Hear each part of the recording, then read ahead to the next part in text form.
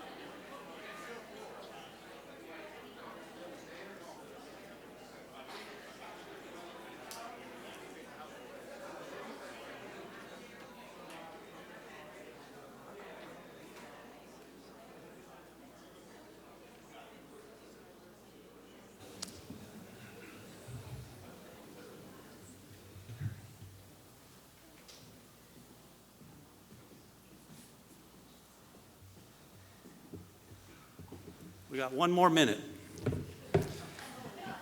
So you can talk amongst yourselves until then.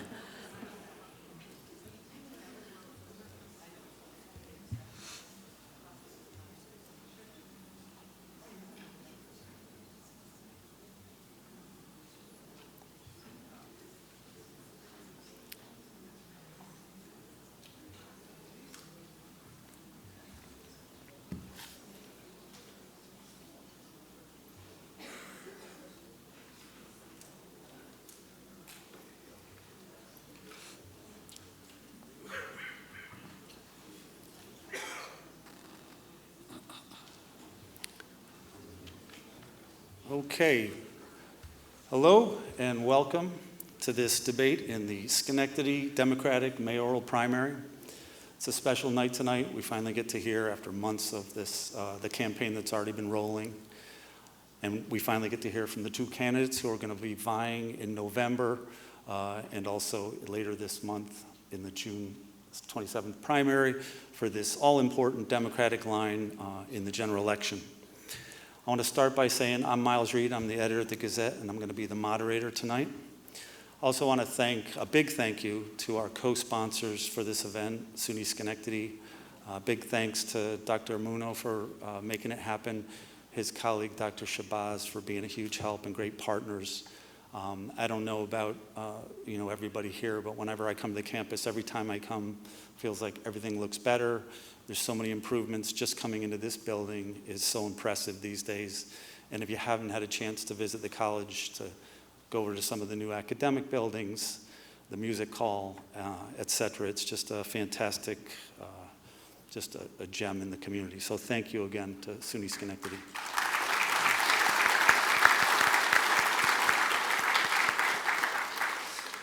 I want to go over the rules for the debate very quickly. They're pretty simple. To start with, both of the candidates will have 90 seconds to make their opening statements. We've already decided who goes first and who goes last in a coin toss that we did before the debate got started. Once we jump into the questions, all the questions will come from the panel of journalists, and each of the candidates will have 60 seconds to respond to each question, and then there will be an opportunity for a 30-second rebuttal if the candidates wish. If there's any need for further conversation about a question, it's at the discretion of the moderator, and we'll play it by ear at that point, and I'll make it very clear to both of the candidates. At the end of all the questions, then the candidates will once again have 90 seconds to make their closing statements. The questions are going to come from our excellent panel of journalists we have tonight, and I want to introduce each of them before we get going. On the far left, we have Emma Quinn from CBS 6.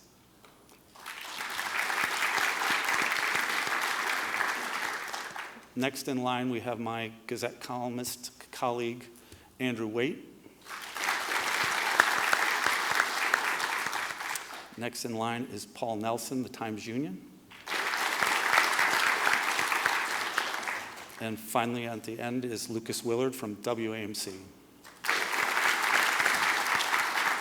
Thanks for being here, you guys. And finally, I want to introduce now the reason we're all here. Our two candidates. On my right is Schenectady City Council President Marion Porterfield. Welcome. And on the left is Mayor Gary McCarthy. Welcome.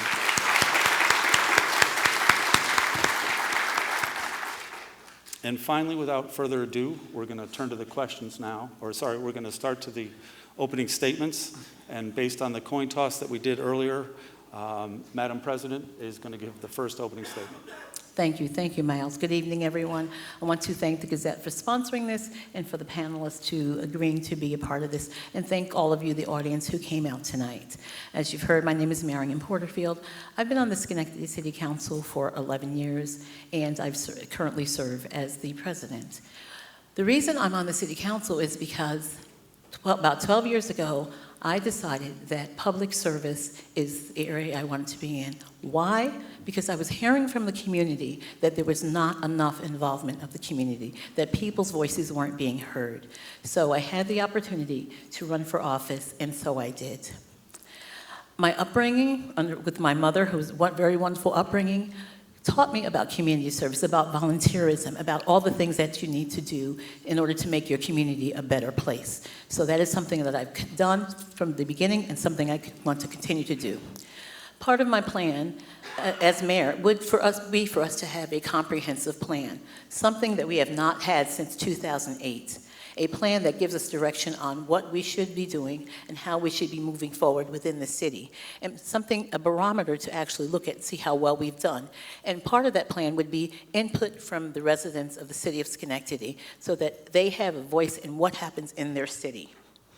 So that we can create more development within the city, create more job opportunities within the city. And together, move up the tax base so that people can become homeowners. Thank you, Madam President. Thank you.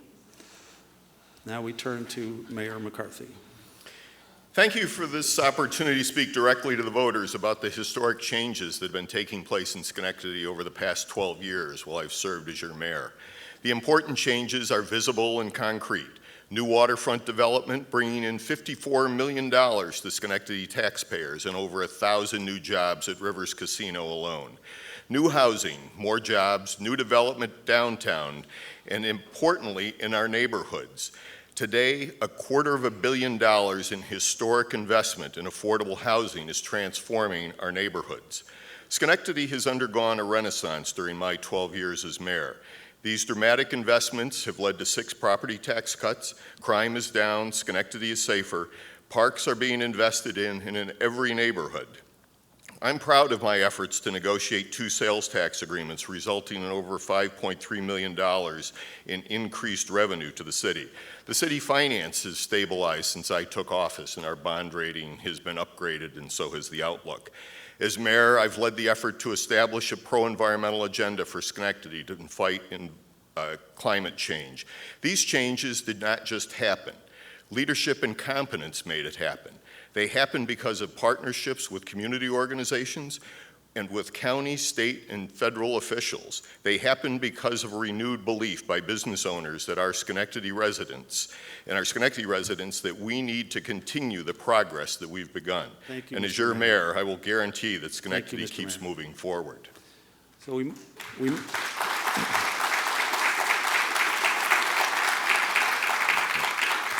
move now to the questions, and the first question comes from Emma Quinn, CBS 6. Hello, thank you. New York City has been sending asylum seekers to the city of Albany and other parts of upstate New York. Do you welcome these asylum seekers, and does the city have the resources to support these individuals and families? The first question goes to Madam Speaker, or President. Thank you. So in terms of whenever you want to bring more people into your city, you have to look at, do you currently have the resources in order to be able to house them, to clothe them, to feed them? Are you able to take care of the people that are currently in your community? So before making a decision whether we can take asylum seekers or not, we have to make sure that we would have the capacity to bring others into our community so that there's not continuing suffering for those who are coming and also for those who are currently in need of our assistance in our community. Thank you. We've continued to review the situation, working with partners at the county and also conversations with New York City and then at the state level.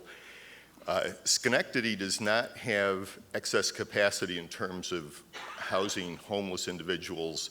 And today, a lot of people through the Department of Social Services are put in motels in really what are less than ideal temporary housing situations.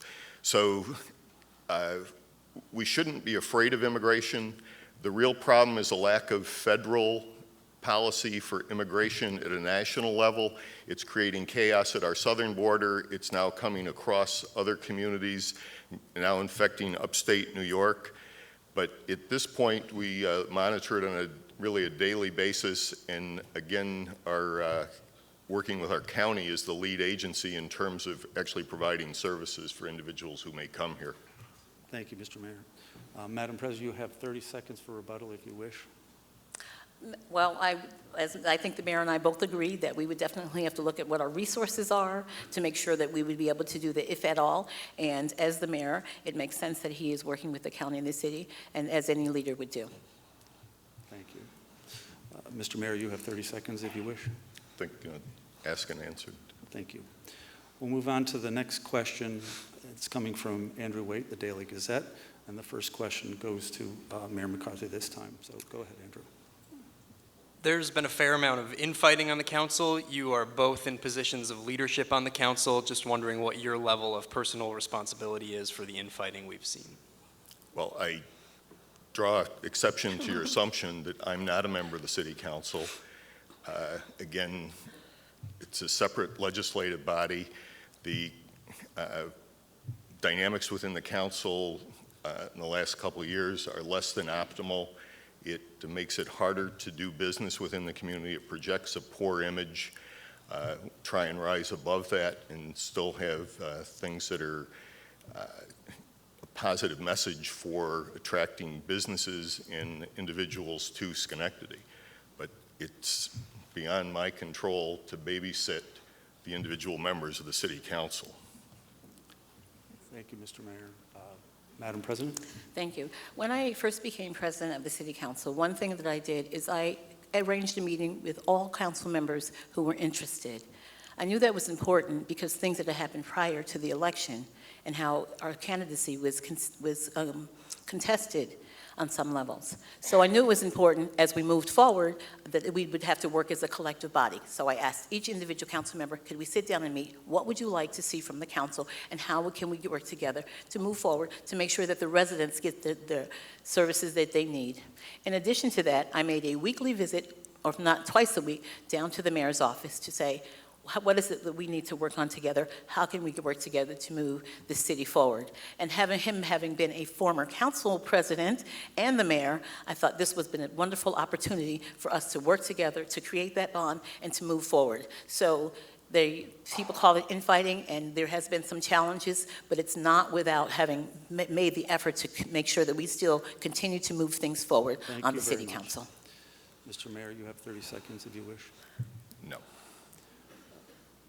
You have 30 seconds to respond. Yeah. Thank you. So we move on to our next question. Paul Nelson, the Times-Union. Good evening, Mayor McCarthy. Good evening, Council President Porterfield. My question to you is, what policies will you pursue to promote social and racial justice in the city? And this question goes to Madam President first. Well, first of all, I think part of it is that we have to work together to identify where those problems lie. And I think that we've done some of that, but there's much more of that to be done. And part of some of the social inequities and financial inequities are within earning power.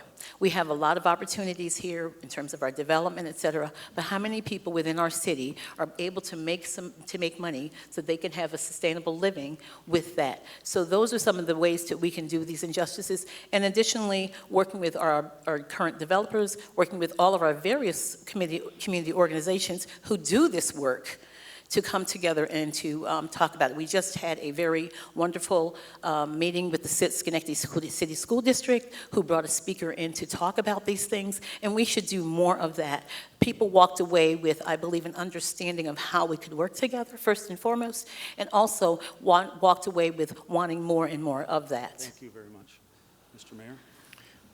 Again, I believe that education is one of those great equalizers, and the institution that we're in tonight is a true community and regional resource in terms of providing opportunities for individual. The leadership at this college is really second to none. And it's those partnerships that have paid off in Schenectady. We use the label working together works, whether it's at the county level, city level, business community, neighborhoods, partners like SUNY Schenectady, but it's to create an environment of opportunity where people feel that they have an equal access, they have resources that make a difference in their lives and make them to become full and contributing members of our community. Thank you. Madam President, you have another 30 seconds if you wish. Mayor, Mr. Mayor, do you have anything else? No. And now we move on to Lucas Willard with a question. Good evening to the candidates.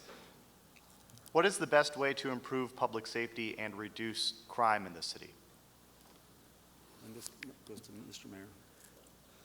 Again, since I've been mayor in the leadership of the police department, we have shifted dramatically to a data-driven policing where we collect information at a greater level. There's detailed analytics that are put in place so that we put police officers where they are needed, and hopefully in a manner that also creates a level of deterrence. That has produced substantial reduction in crime.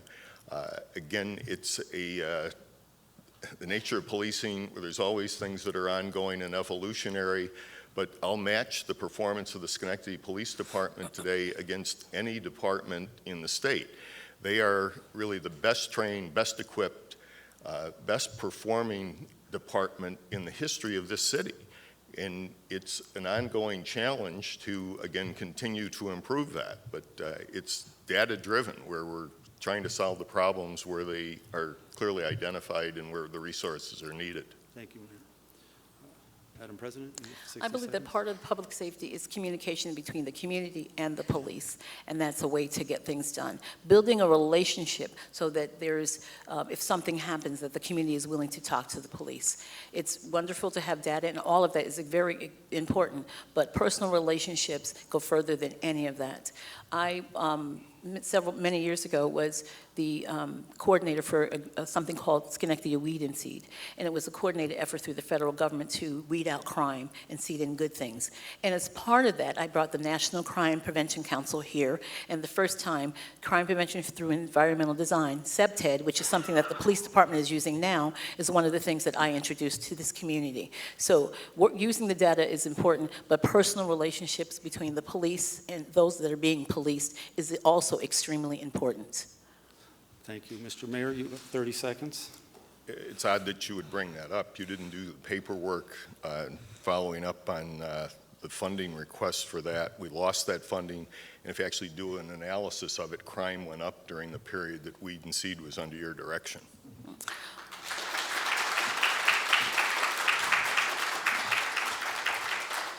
Weed and Seed was under my direction, but I was never the police chief. So let me just also say, and in addition to that, part of that is when these kind of organizations are done in communities, they are understaffed. I was a staff of one, so there was no one else to do the job but me, but I was willing to take that on because I knew that it was something that would happen within our community. And understaffing is something that can make sure that no program, no city is successful, and currently the city of Schenectady is understaffed. Thank you very much. Okay, we're back to Emma Quinn for another question. Potholes, lack of proper crosswalk infrastructure, and inadequate snow plowing in residential neighborhoods during the winter months. These are concerns residents have brought to our attention. What do you say to these residents, and how would you go about improving these infrastructural needs? Madam President, 60 Yes, seconds. thank you. And as we all have heard, that potholes are a problem and something that we need to address. And part of that is making sure that, a couple of things, that we have adequate staffing in-house to make sure that we've gotten those things done. And I know that we outsource a lot of these things, but we can solve two problems at once. We can employ more people who are working within the city of Schenectady who are trained to do this work and to fill the potholes, and so there's a savings on that. So making sure that we do it, we're proactive in doing it and not reactive, and have a schedule and a time frame and a plan to fill the potholes as soon as the season is, that you can do it and not wait until we're deep into the season and then start it, so that they're not motorists are not experiencing that. In addition to that, we should seriously look at paving as many roads as possible so there aren't constantly potholes and we're not constantly patching. Mr. Mayor, you have 60 seconds. Again, we've put in place See, Click, Fix, which is a program to track and follow up on municipal problems, whether they happen to be potholes, whether they're code enforcement issues, whether there's policing. We encourage people, if you're not aware of that, to use that application. It allows us to better manage and timely address problems that are brought to our attention. Thank you, Mr. Mayor. Madam President, you have 30 seconds for rebuttal. Thank you. And yes, we're all aware of See, Click, Fix. And actually, a resident called me, and there was a problem, and I told them about See, Click, Fix. And their response was, I expect to be able to call my city and get the work done and not have to go to See, Click, Fix. Mr. Mayor, you have 30 seconds if you wish. It allows us to better manage it. Of course, there's going to be some people that don't take advantage of progress.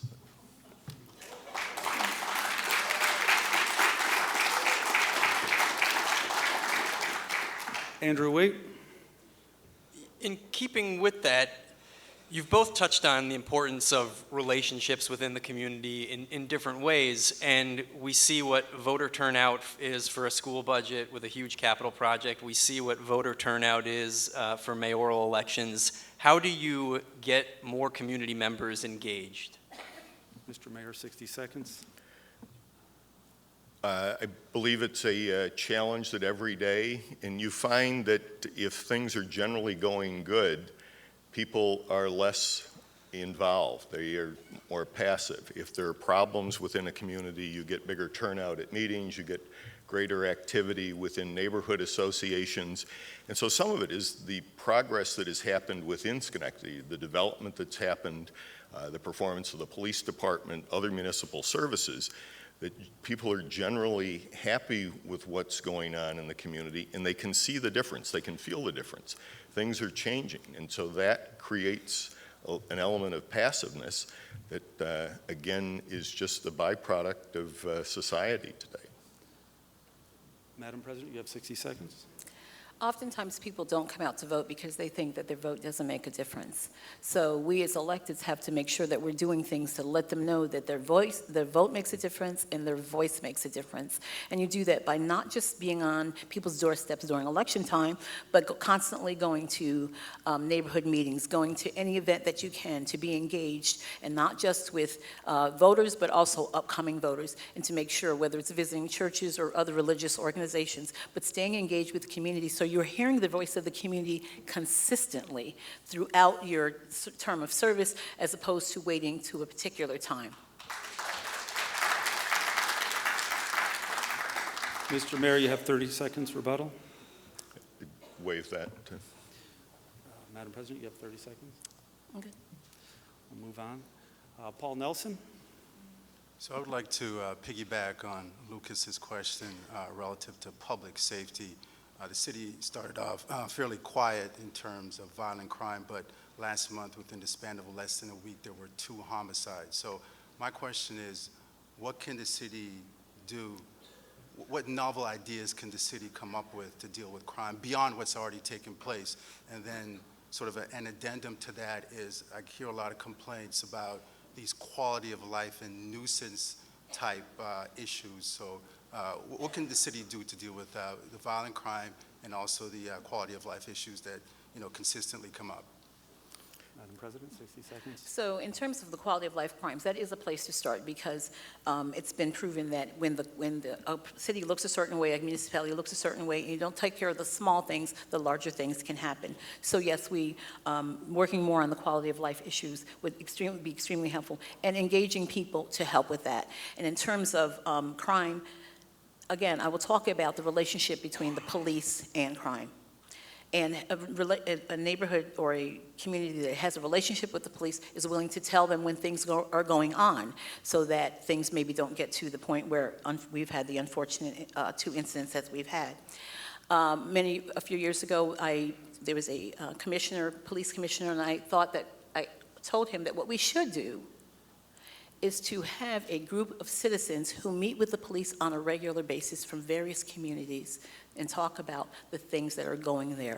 That way, the police have insight to what's already going on, and when something happens, they have people that they can go and talk to about what's going on and talk about ways to solve those situations or even prevent them. Thank you.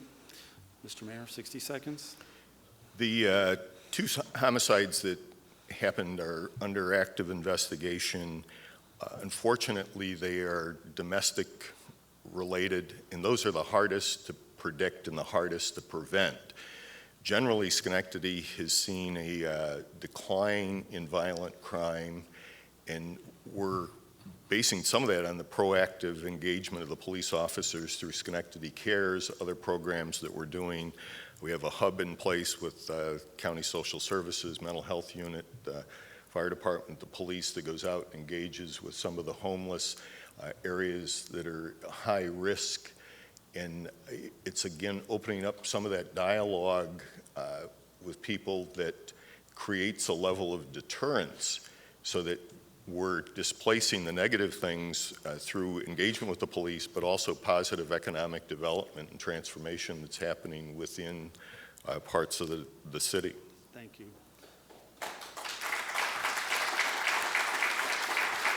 Madam President, you have 30 seconds. Thank you. And I was aware of those two incidents were both domestics, and so I reached out to the YWCA, and as of yesterday, they had not been engaged regarding that. So it's important that the resources that we do have, that we engage and use them, again, and if it certainly could not have prevented this, but maybe help the family through what they're going through. Thank you. Mr. Mayor, 30 seconds. I yield my time. Thank you. We move on to Lucas Willard. Schenectady is home to one of the first retail cannabis dispensaries in the state. Would you support additional dispensaries and welcome new cannabis license holders? This is to you, Mr. Mayor, 60 seconds. Again, we have worked with the state in terms of opening up the facilities. Was not completely happy with the choice on Upper Union Street. We'd been hopeful that it would go to a couple other locations in the city of Schenectady, either in downtown or at Mohawk Harbor. There was not the level of engagement that I had hoped for with the operator, with the Office of Cannabis Management, with the police department and other city services in putting that in place. And as a result of that, it's created a little angst with some of the businesses on Upper Union Street. But it's the nature of the environment we live in where that is the first business, but there's going to be more of them. And hopefully that those will be ones that will draw some of the volume off that Upper Union Street store that is creating some of the short-term inconvenience. And yes, we welcome those at other locations to, again, shift what is today a largely illegal market into a legal market for consumption of marijuana. Thank you, Mr. Mayor.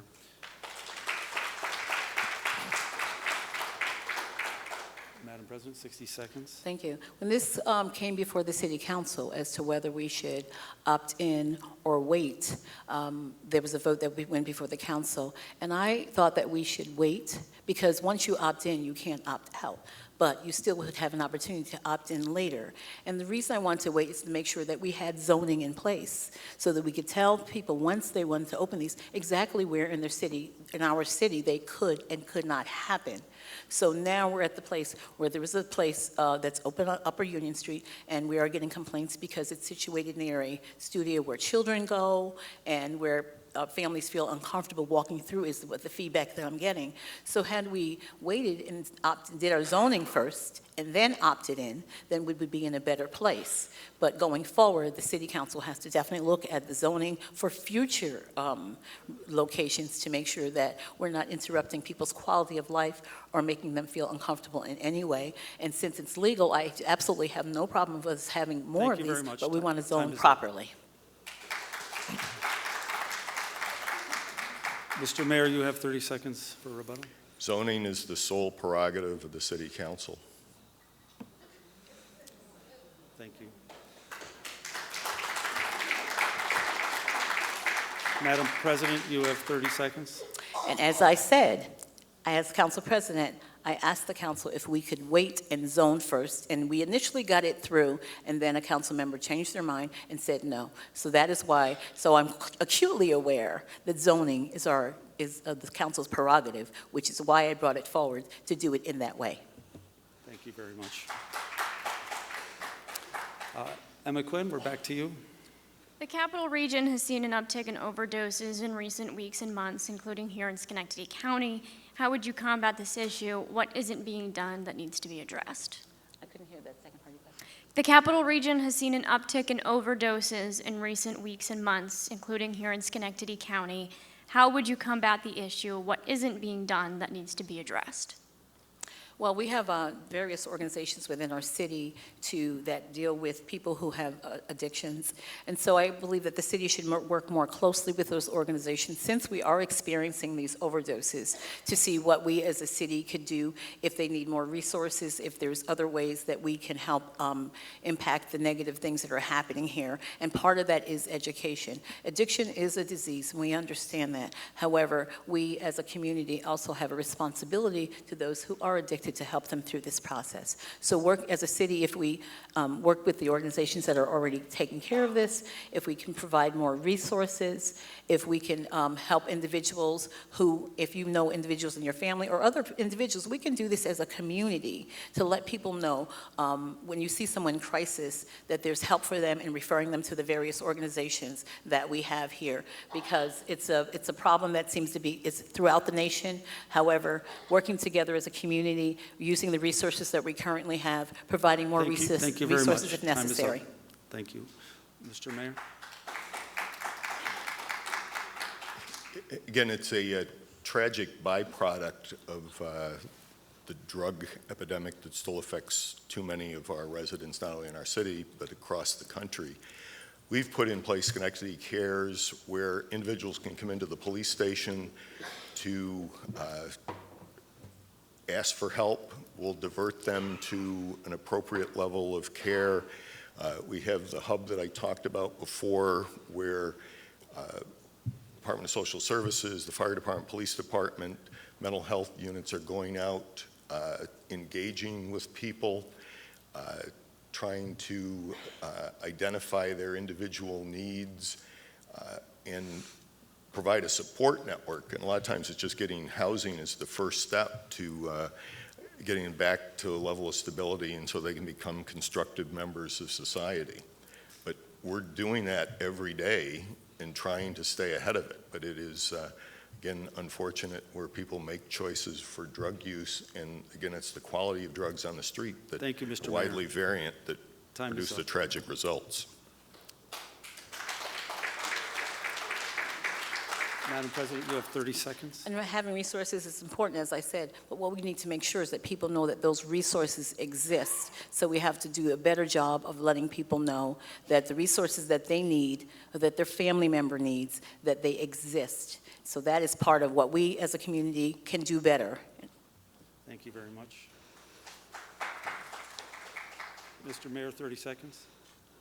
I'd yield my time. Thank you very much. Moving on to Andrew Wade again. I guess I'm wondering, just generally, do you think Schenectady is on the right track? And if it is, what's the very next step to take? And if it's not, what's the first step you need to take to get it on the right track? Mr. Mayor, the 60 seconds. Yes, Schenectady is on the right track. We've cut taxes, crime is down, investment is at record levels. I'm proud of the record we have. It is a team that works together. And again, it's the city, it's the county, it's business community, it's neighborhoods that have produced the transformation in Schenectady that other communities are envious of. People look to Schenectady to see what we do in our fire department, what we do in the police department, our delivery of services, our data management under the broad topic of smart cities. But we're moving ahead, and again, we should be proud of that. I'm proud of the record. Thank you, Mr. Mayor.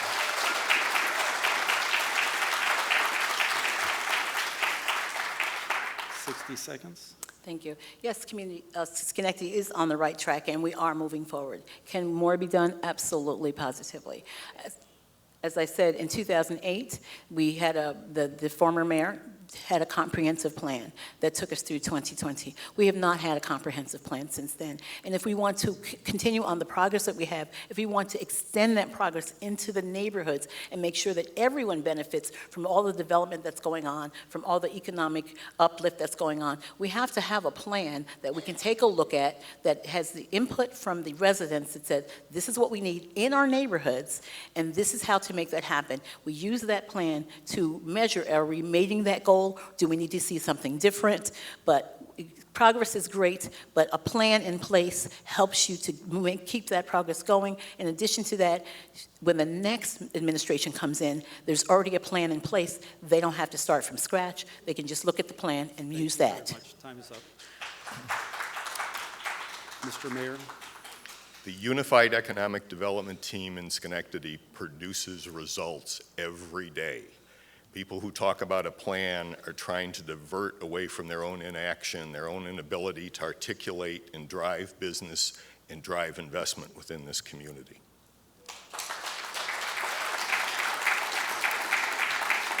Thirty-second rebuttal. Well, that's an interesting point because the mayor himself made use of that plan during part of his administration when that plan was in place. So, yes, we do have the economic team to help and to work, but regardless of the team, there still needs to be a plan. So I'm glad that he brought up the point about the economic team. He lets you know that that was not done by one individual. As a matter of fact, I was part of that team. I've been on the council for 11 years. So collectively, we've done this. But again, I reiterate, Time is up. we Thank need a you. plan. Thank you very much. Moving on to Paul Nelson.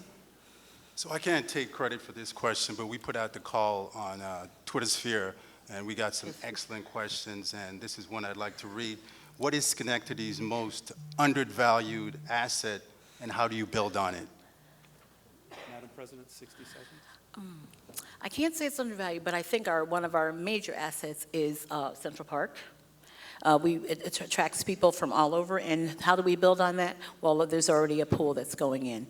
But in addition to that, we have an opportunity, not only in Central Park, in all of our parks, to bring in recreation. We have a very diverse community now, and with that diverse community comes people who play all kinds of sports. Over the weekend, I went to a couple of cricket matches. There's soccer that people playing. There's all of these things. So our parks are our biggest asset, but what we want to make sure we do in our parks is make it so that people who play various sports, who are, it's just not basketball or baseball, the American sport, but all the other sports that come from the diverse communities, that we build on that and make sure we use that assets so everyone feels welcome to all the assets that we have in the city of Schenectady. Thank you very much. Mr. Mayor? Schenectady's probably the most undervalued asset is water. We sit on the Great Flats Aquifer. As you look at issues that are facing the Southwest and California and other places, it's the things that attracted industry to the Northeast originally. Schenectady is positioned to do that in the next generation. We're now spending money upgrading the wellheads in the Great Flats Aquifer. We've done upgrades to the wastewater treatment plant. So the community is being positioned for solid economic growth for the next 50 years. And that value of water, I believe, will continue to attract people to Schenectady in ways that we haven't necessarily thought of in the past. Madam Speaker, 30 seconds. Well, water is very important. I think we can all agree. I'm not sure it's what most people think of when they think about moving someplace. Thank you very much. Mr. Mayor? 30 seconds. Moving on, Lucas Willard. General Electric just announced $50 million in investments in the Schenectady plant. What can the city do to help more young people train for jobs here? Mr. Mayor, 60 seconds. President Mono's in the front row. Send everybody down here to SUNY Schenectady. We have a great resource here, not only within this community college, colleges within the region, training programs here in terms of workforce development. It's a dynamic time. It's an exciting time. And so it's how do we make younger adults aware of these opportunities that are out there and then match them up with the emerging jobs that are coming, whether it's at GE or some of the smaller companies that are growing within Schenectady and the capital region. Thank you, Mr. Mayor. 60 seconds. Thank you. I had the occasion to be at the Seat Center this morning where they had a press conference along with National Grid. And I'm sure that most of you know what the Seat Center is, social enterprise and training. And so this is a group of young people who are trained in the trades and also in culinary to do different things. So we have those things in place. And part of what the National Grid, which was called Project C, was workforce development, neighborhood investment, community engagement, environmental justice, and social equity. equity. So using organizations like the Seat Center to make sure that their young people are being trained, and then they're going to want to stay here to buy homes here. So those are the kind of things we can do in partnership with General Electric to make sure the programs that we already have are being utilized, and that we, as a city, are also funding them, which we have done with Seat Center. Thank you. Mr. Mayor, you have 30 seconds if you wish. I'd yield my time on that. Madam President, thank you. Moving back to Emma Quinn with another question. School shootings and swatting threats, we've seen a mix of school violence here in the Capital Region and some here in Schenectady. What needs to be done to ensure that our schools, our students, our faculty, parents, all parties involved are safe and can send their kids to school without having to worry? Or what plans do you have in place? 60 So seconds. the plans actually are within the school district. We, as the city, did put community engagement officers into the schools to help with that. So we do work with the schools in terms of programming, the things that they do. They just started doing communities in schools, which helps the community to be engaged, and then children have a safe place after school as well.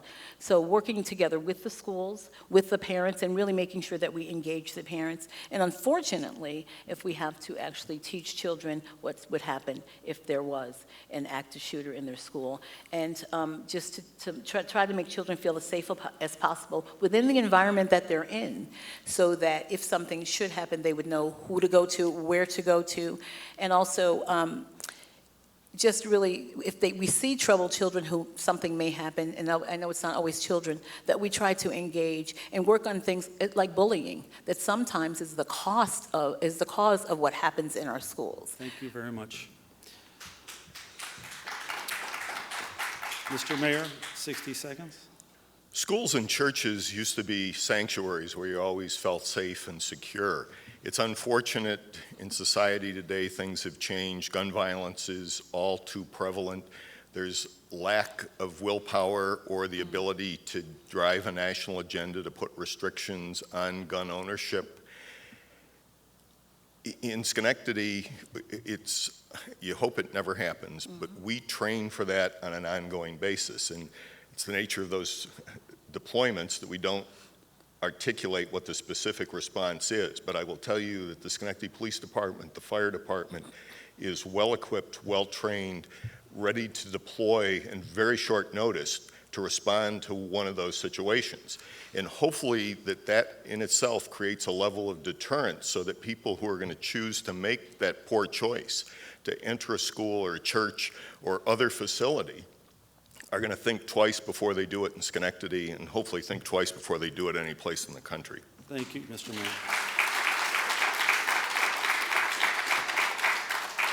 Madam Speaker, 30 seconds. Well, agreed, and as the Mayor said, churches and schools are places that children should feel safe. And again, I will reiterate that we as a community do what we need to do to make sure that our children are safe, whether that's through training, whether that's through putting officers in school, which I know there's some debate about whether or not we should do those kinds of things. But we have to make sure overall that our children are safe, because we send them to school to learn, and we expect that our children will come home at the end of the day. So putting systems in place to make sure that they're safe and they feel comfortable going to school every single day. And I don't agree that we do that necessarily with metal detectors, because I think that just increases their level of fright. Time's up. Thank you. Thank you. Mr. Mayor, 30 seconds.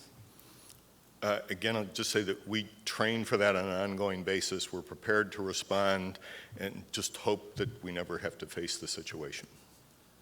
Thank you. Andrew Waite.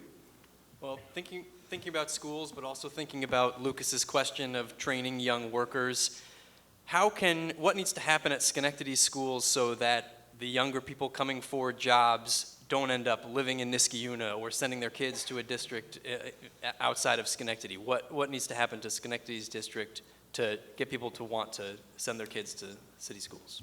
Mr. Mayor, 60 seconds. One of the things that most people don't realize that there are kids from Niskayuna who pay tuition to go to Schenectady High School because of the IB program that is there.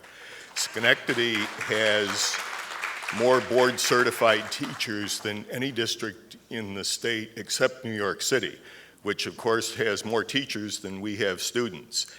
But there are clearly problems with a segment of the population where those kids are not being fully engaged or fully followed up on within the school district. The current superintendent in the district has gone through a couple of shifts in leadership. He's a remarkable individual. He's a driving force where he is changing the perception of that district and mapping out a plan that is going to, I believe, produce real results for the community as a whole in those kids that today may have fallen by the wayside and really not graduated or met their full potential. Thank you, Mr. Mayor. Madam President.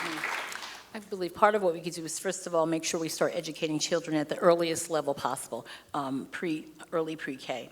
And also to make sure that children are on track when they're graduating from school. And also, I know that our graduation rates was a concern. So working with the school district, working with the superintendent, working with the teachers to improve the graduation rate. And if it means that children need extra help, to put those kind of systems in place to make sure that we have tutoring programs in our school so that the graduation rate goes up and the people don't want to move out of Schenectady. They want to stay in this, they don't want to move out of Schenectady. They want to stay here. And in addition to that, also when they're finished with school, that there are job opportunities that will keep them here and allow them to make a living in order to be able to buy a house and be a contributing citizen. So those are the kinds of things we need to do in the school district, because as we look at it, we should look at it beyond them just being in school, but over their lifetime, what is going to happen? Will they stay residents in the city of Schenectady? I see a young man out there who... Thank you very much. Okay, thank you. Mr. Mayor, you have 30 seconds rebuttal. Again, we have to view the school district as a full partner with the city, county government, business community to make sure that the skill set that is being taught to the kids is practical and allows them to become full and contributing members of society. Thank you, Mr. Mayor. Madam President, 30 seconds. Good. Oh, you're good, sorry. Yes. Thank you. Moving on, Paul Nelson with the next question. So in your capacity as mayor, obviously you're charged with making some very critical and important decisions, when it comes to leadership. So my question to you is, I would like for each of you to share an example of when you showed leadership in either taking a controversial position or bringing people together to find a solution to a controversial solution. 60 seconds, Madam President. It's me first. So controversial, the first thing I can think of is the participatory budgeting process we had for ARPA. That was extremely controversial. But for me, it was important to make sure that the residents had a voice in how we were able to spend this money so we could see a broader picture of it as opposed to the staff at the City Hall, which, as I said before, we are understaffed. So that was a very challenging time in terms of how we should spend the money and having people come to agreement. Now, not everyone agreed on on the allocations we made, but we were able to come to enough of an agreement and have enough council members agree with it to be able to spend the money, and very importantly, spend the money in some programs that don't normally get funded, but do things for the community, such as the Seat Center, as I spoke about it earlier, and all the things they do for the community. So we were able to use that process to fund those things, and so that some people, we funded obviously city projects and also some community projects. So it was challenging, but working together so that everyone walked away feeling that some of what they wanted they got is how it worked out. Thank you very much. Mr. Mayor, 60 seconds. My first months as mayor had to deal with Irene and Lee, where the city was shut down. The governor closed all the bridges. People were backed up here. We're running an emergency operations center. Traffic is backing up, and there's a little bit of debate in the room what we're going to do. And I said, I need some signs printed up. And traffic's backing up everywhere, and they're calling off. I said, well, what do you want the signs to say? I said, if you lived in Schenectady, you'd be home now, to have them put that up. But that broke the tension. And again, the police, fire department, everybody came together. We managed the inconvenience of the traffic back up there. We went through the damage that was done as a result of those storms. And again, it shows not only the city staff, but the community stepping forward to meet the challenge. And that happens every day in small ways, whether it's in the police department, the fire department, Thank you, Mr. the Bureau Mayor. of Service. Madam President, 30 seconds. So I can give you another example. When I first came onto the council, there was we were having a committee meeting, and it was about different different committees that we may be getting rid of, and one of them was the Affirmative Action Committee, and I raised my hand, being a new council member, said, we cannot do that. We definitely need that. And today, the Affirmative Action Office is doing a lot of work, helping MWBEs to get their job done and helping to get them trained. So it's, putting your hand up and saying, hey, Thank you very I much. disagree with what's being done here, and can we do this Time's up. differently? Thank you. Mr. Mayor, 30 seconds. Just going back to the allocation of the ARPA money, we did some outreach. The council put together a group of individuals to rate the programs, projects. That was largely discounted by the council, and they made the decisions largely behind closed doors and without input from the groups that they had chosen or the professional city staff.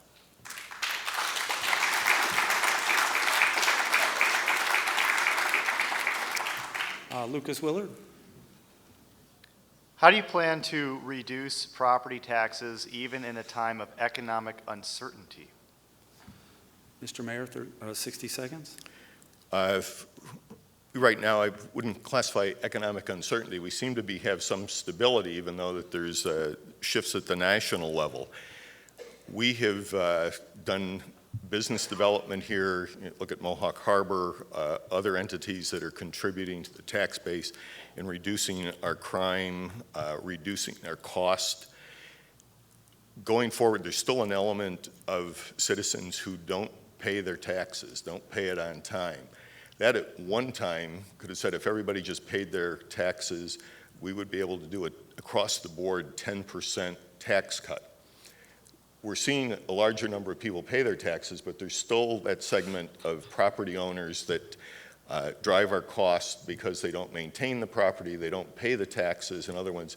And so that's something that we continue to focus on, and it's an area by doing those improvements, it will allow fiscal stability to benefit the rest of the taxpayers and the community as a whole. Thank you, Mr. Mayor. Madam President, 60 seconds. Absolutely. One of the ways also to do that is to use our city resources and not outsource some of the work that we do. We outsource a lot of work in terms of plowing of the streets. So if we train our city staff and then have them use in-house services, we can save money on that, and that should help to at least keep the taxes even, so that we're not spending more money out, and then that in turn turns into a tax increase for residents. Using in-house has proven to be the best way possible. The mayor spoke about it a while ago, about how there was something else that he had brought in-house. So if that's the program that works, then that's a program that we should continue to do, to making sure that streets get plowed and that our code enforcement is done, and all those things are done in-house, and we're not putting them out, we're not outsourcing, so that we're not spending money on outside contractors to get that kind of work done. Thank you very much. Mr. Mayor, 30 seconds. Again, you have to look at the individual services. When I came in, I brought the operation of the wastewater treatment plant back in-house. We save money. It's an operation that I'll match against, again, any facility in the state. Snow plowing, some of the other operations of the Bureau of Service. If you go back 20 years ago, there was twice the staff there.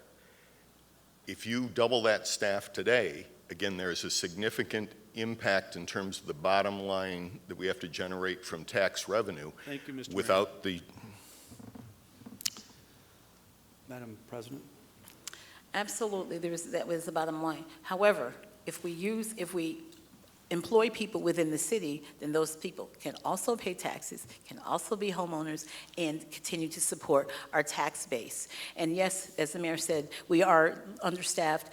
There's a lot less staff than there used to be. We are very understaffed in the city, but we need to look at fully staffing our city services so that we can provide the services that the taxpayers are paying for.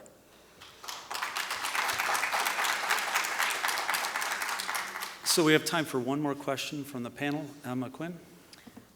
If elected or re-elected, what would the first 100 days in office look like? Madam President, 60 seconds. Well, the first days of my office would look like sitting down with all of the city staff and just assessing where we are, what's going well, and what do we need to do differently. Currently, department heads are not meeting on a regular basis, so we need to have that intercommunication within the city staff to make sure that this department knows what the other department is doing, and so that if there's any overlap, we can make sure that we all understand what everyone else is doing, and if there's a gap, we can make sure that we're filling the gap. As the council president, currently, whenever every Thursday, we meet to put together the legislative agenda. We weren't not going in person before. Now we are going in person. In today's meeting, there was someone as they were leaving said, it's important, I learned a lot of things today that I didn't know. So meeting with the entire staff to assess where we are and how we need to how we need to move forward, which again is a part of planning. Thank you very much. Mr. Mayor. Again, I'd like the opportunity to continue as mayor. Working together works. It's a label that we use. It produces results. Whether it's city staff working with county government, school district, business community, neighborhoods, want to be able to continue to produce results and see significant progress for this community. Thank you very much. 30 seconds. Well, we've consistently heard that working together works, but working with the council is really another thing that where working together works would have worked if we had been working together. So again, as when I become mayor, I will make sure that I will work with the council so that together we move forward. We're a team. We're not a team of one.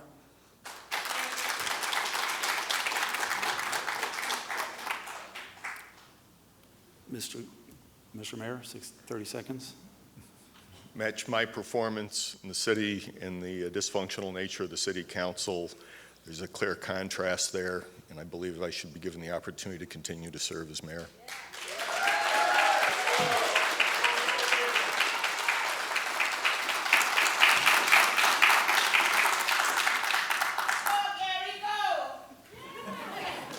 Thank you very much. So now we've reached the point where both the candidates will have 90 seconds to make their closing statements. And based on the earlier coin toss, Mayor McCarthy, you are first. It's been an honor to serve as mayor of Schenectady for the past 12 years, but elections have consequences. Schenectady residents remember clearly the days of dysfunctional city government, of high taxes, high crime, and decay. I'm proud to have been mayor of a city that was once down, but today is a city on the rise again. A good example to point out within the last 2 weeks was GE's announcement that it'll add 160 new green jobs in Schenectady and a $50 million investment. So I'm asking the voters to stay the course of progress, to stay the course that has brought us 6 tax cuts, millions in new revenue, revitalized housing, investment in our parks, downtown, in every neighborhood. Schenectady's renaissance did not happen by luck. It happened through leadership and competence and hard work in the mayor's office and with our partners at every level of government.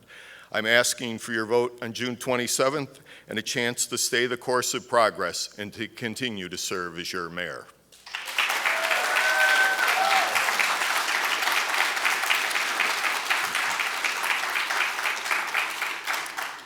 Madam President. First of all, thank you all for coming this evening.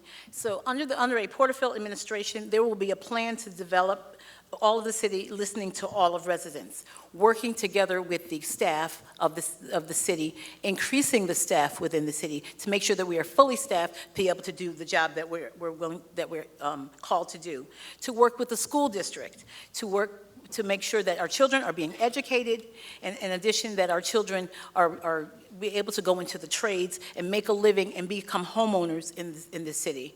I will implement succession planning within our city. We cannot have institutional knowledge walking out the door and nothing to replace it.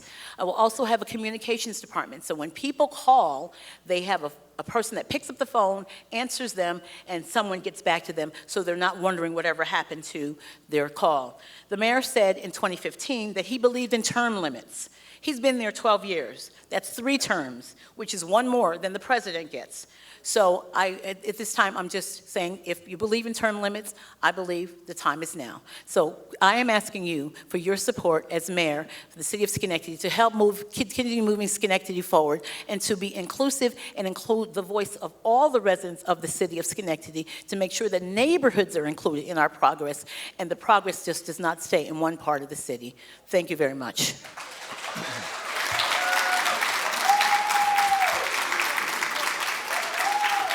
Thank you to both of the candidates, and thanks again to SUNY Schenectady for giving us this great venue, and thank you also to the panelists. Good night.